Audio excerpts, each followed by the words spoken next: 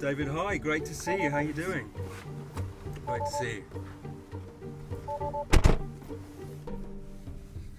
So, David, tell me a little bit about your business, your journey as a business owner, and what kind of what sector you were in. Well, I was mostly in the care at home business and the Right.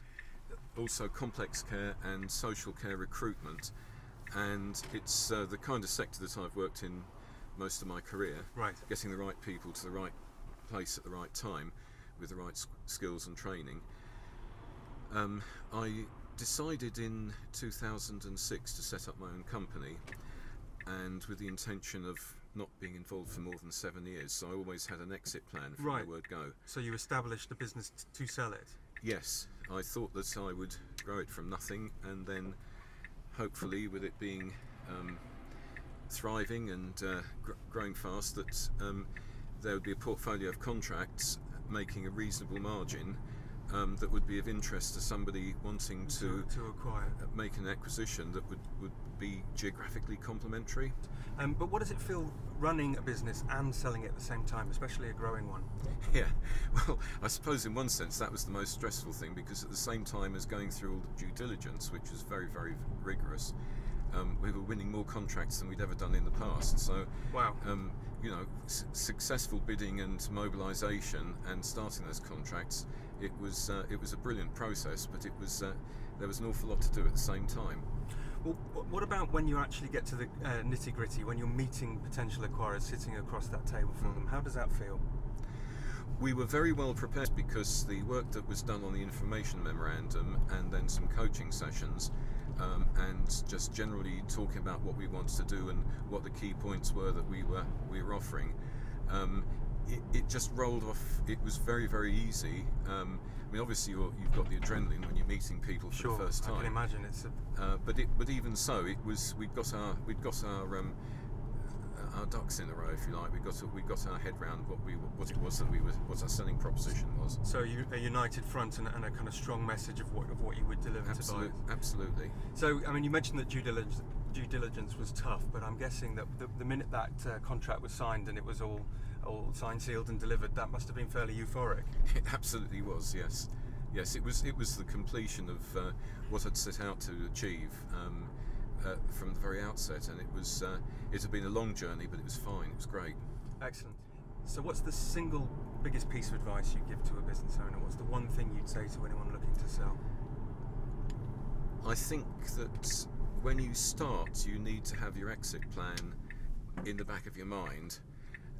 I would say, if I was to be allowed one other piece of advice, by all means do go to a sales agent, because I think some people think they're very self-reliant. They've done everything on their own without anybody else's help, and so why would you need a sales agent? And my view is that a sales agent who's does nothing but this kind of thing, helping people through the process of parting with the apple of their eye, and seeing it through that process successfully, it was indispensable, and I couldn't have done it without them.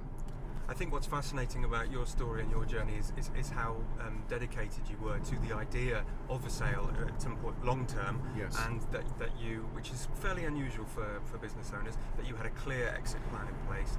Yes, I think it was the fact that I'd been through that process with a private equity investor previously, made me feel, first of all, that there's a very sensible reason to have a time limit, and also gave me the confidence to see how the process works, and also to see that there's something else that you can't envisage quite at the moment, but after the sale there's something else again. Has selling changed because you're happily retired now, I understand. Yes. Has selling changed how you feel about yourself? I mean, did you used to define yourself as a business owner, and now that you're no longer a business owner, is it different? It's different in the sense that I've got nothing more to prove, having been there and done that, right, and had a successful outcome. Well, that's nice. Yes, I mean, I certainly look with interest at what other people are doing, and I sometimes think, oh gosh, there's a right way of doing this. I could comment on things like that, but for myself, it was something that I'd been looking forward to being able to free my time up and just concentrate on more time with my family and Absolutely. also more time with hobbies and interests. What are you up to now, and what are you planning to do in the future? Yes.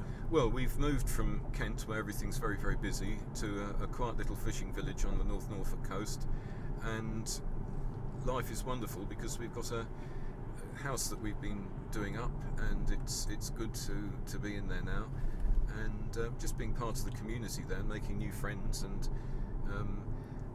I think initially for the first year or so it will be an absolute delight just not to have the pressure. Yeah. After that I might look for a non-executive role, who knows, but I don't feel under the kind of pressure that I had in the past. That's really interesting.